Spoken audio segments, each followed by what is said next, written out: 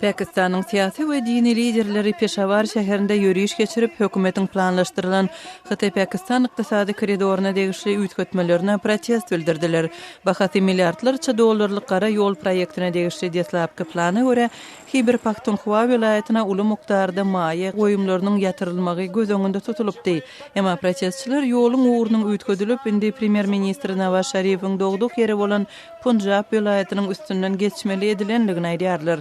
Pakistan Gwadar deňiz portunda ýöriýet iqtisady zonasyny we transport aragatnaşygyny döretmek barada geçen ýylda Xitay bilen bahasy 40 milliard dollarlyk ulalaşyk baglaşdy. Pakistan'ın Khyber Pakhtunkhwa welaýatynda yüzlerçe student Peshawarda geçirilen sport ýarışynyň jemleýiji dawaratyna gatnaşdy. Ýaş sportsmenler gimnastika şeýlede saz we tans sungatynda öz ukybyny görkezdiler. Goramaçylar sport çäretiniň we ýapylyş dawaratynyň ýaşlary ekstremizm we terrorçylyk hüjümleriniň astyndaky regionda konstruktiw hereketlere çekmek maksady bilen geçirilendigini aýtdylar. Siz günüň täzelikleri bilen tanış boldunuz.